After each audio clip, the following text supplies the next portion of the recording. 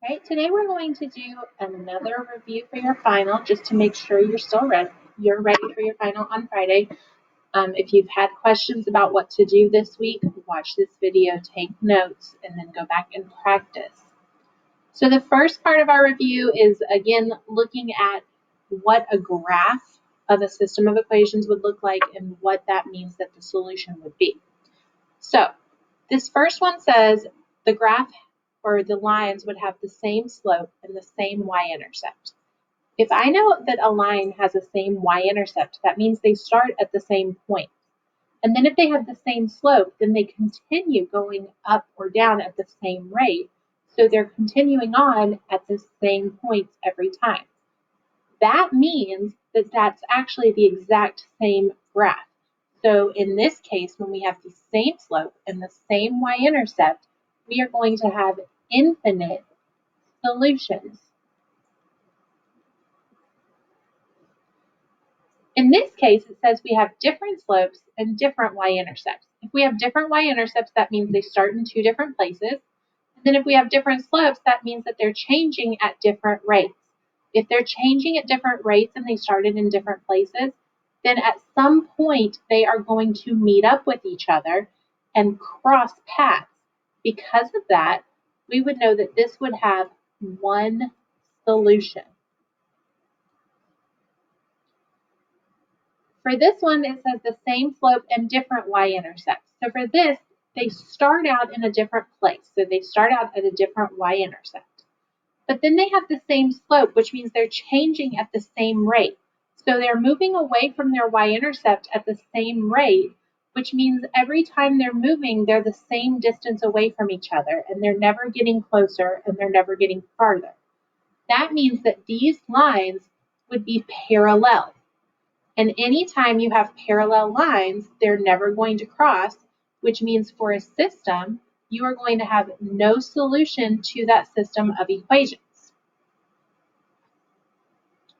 Now we're going to look at some systems of equations and figure out which method would be best to solve each system. And by method, we're talking about graphing, substitution, and elimination. So let's look at our first system. In this one, we have y equals negative 3/2 x plus 1 and y equals 2x minus 3. Now, I noticed that for both of these, I have y by itself, so an argument can be made for substitution here. However, I also notice in this first one that I seem to have a rise over run situation right here with my coefficient of x, which means actually graphing might be easier for both of these. Since both of these equations are already written in slope-intercept form, graphing would be a good solution to use. Now, again, you can argue that substitution would be a good method to use here, but graphing would be too. All right, for this one, we have 3x minus 6y equals 18 and negative 2x plus 6y equals negative 10. So when I look at both of these, I notice that neither one of them has a coefficient of 1 anywhere. So I can't get any of those variables by themselves, which means substitution is probably not the fastest and easiest method. So when I also look at the coefficients, my coefficient on x here is 3 and here is negative 2. So I can't really do anything with that. But then when I look at y, I notice that my coefficient on this y is negative 6 and this y is positive 6. Well, if these are opposites, then I can actually take these two equations and I can add them together, which would get rid of these y's, and I would only be solving for x. Because I can do that quickly without having to do any work, the elimination method would be best to use for this system of equations. All right, for our last one, we have negative 3x plus 2y equals 14 and x plus 5y equals 21. Now, I notice that for both of these, I don't have a variable by itself, but I also notice that in this last equation, I have my variable x that has an invisible coefficient of 1, which means I could get x by itself pretty easily by subtracting 5y from both sides. So if I got x by itself by subtracting 5y from both sides, I would have x equals 21 minus 5y. And then I could easily take this and substitute it in for x in my first equation, which means that substitution would be the best method to solve this system of equations. All right, now we're going to look at the relationship between two sets of variables, like real world situations, and we're going to figure out whether those variables would show a positive, negative, or show no correlation. So our first one says the number of pets a person owns and their grade in math.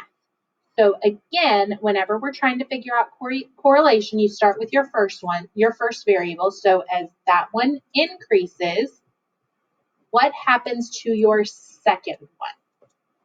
So if I would say for this one, the number of pets a person owns is their first variable and their grade in math is the second variable. As the number of pets a person owns increases, what happens to their grade in math? Well, I would say there is no relationship between those two. So because of that, I would say that there is no correlation here. Our next one says the temperature outside and the amount of money spent on heating. So temperature outside is my first variable. Amount of money spent on heating is my second variable. So I think about this. As the temperature outside increases, what happens to the amount of money spent on heating? Well, as the temperature gets warmer, it's increasing.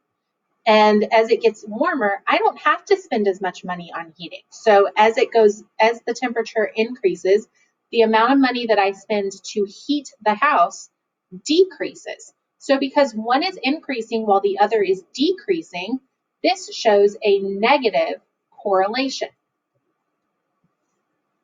And then the last one, it says wattage of a light bulb and the amount of light produced. So wattage of a light bulb is the first variable. Amount of light produced is the second variable. So I would say as the wattage of a light bulb increases, so as a light bulb's wattage increases, what happens to the amount of light that's produced? Well, as my wattage gets higher, so does the amount of light that comes out of the bulb. So because they are both increasing, this would be positive correlation. All right, for the next one, you have a scatter plot that has a line of best fit on it, and we are going to write the equation of this line of best fit. So whenever we write the equation, we do y equals mx plus b, and we remember m stands for our slope, b stands for our y-intercept, and when we write our slope, it needs to be in the form rise over run, and then we can simplify. So we're going to start with y-intercept here. And when I look at my line, it looks like it intersects my line my y-axis right here at 18. So that means that the y-intercept here is going to be positive 18. Now, I also need to continue on my line and find a point where it intersects. And it looks like it intersects this right here. So when I look at this point, this is at 2 on my x-axis. And it looks like, if I notice, it's going up by 6 for every number, but that means every one of these lines is actually going up by 3. So this is actually at 27.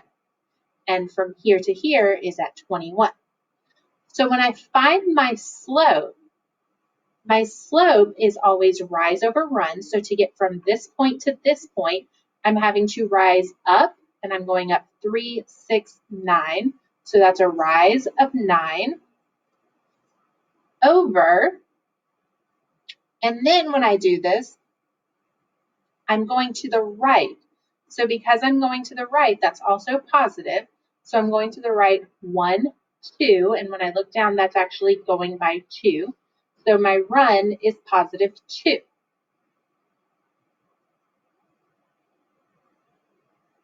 That means that the slope for this is going to be 9 over 2.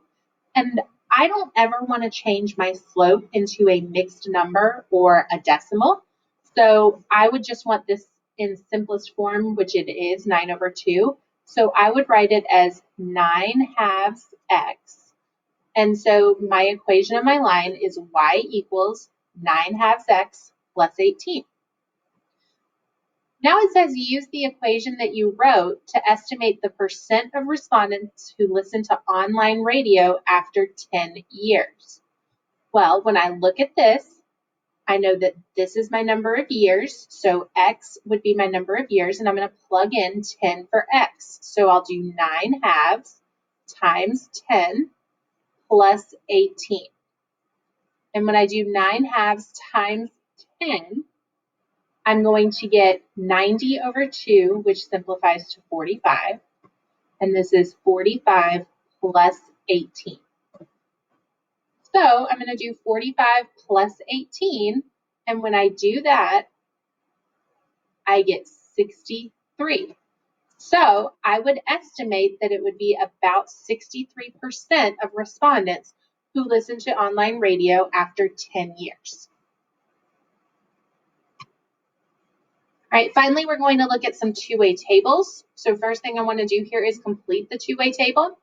So I need to look for places where I have almost everything complete, but I still have another step that needs to be done. So if I look at my total column, I notice that I have 47 total females who responded, and I have 80 total people who responded. So to figure out how many males responded, I would do 80 minus 47, which would give me 33. So now I know that there's a total of 33 males who responded to the survey. And now let's see what else I have. So that didn't really help me here yet. So if I look down at my total row, I know that I have a total of 80 people who responded. 33 chose physics, 21 chose chemistry, and I can use that to find biology because now all that I have to do is subtract 80 minus 33 minus 21. And when I do that, I get 26. Now I have enough information right here to figure out how many males chose biology. I know that 26 total people chose biology and 18 of them were female. So I'm going to do 26 minus 18 to figure out that there were 8 males who chose biology. Now by doing that, I've got this whole row almost finished. So I can figure out chemistry by knowing that 33 people were males, 19 of the males chose physics, and 8 of the males chose biology. So to figure out how many chose chemistry, I'm going to do 33 minus 19 minus 8, and that gives me 6. Now I can use this for this part. I know that there were 21 total people who chose chemistry, and 6 of them were male. So to figure out how many were female, I would do 21 minus 6, and that gives me 15. I can do the same thing here for physics. I know 33 were total, chose physics, 19 were male, so to figure out how many were female, I'm going to do 33 minus 19, which gives me 14. So now I have my table complete. Now I'm going to just use it to answer these questions. So the first says, how many female students prefer chemistry? So when I look for this, I'm specifically looking at my female students, and I'm going over to where I have chemistry. And so females, 15 females chose chemistry, so there are 15 female students who prefer chemistry. Then how many students prefer biology? So in this, it wasn't asking for male or female, it was asking for total students. So I'm going to look at my biology column. 18 females chose biology and 8 males chose biology, but that means that there was a total of 26 people who chose biology.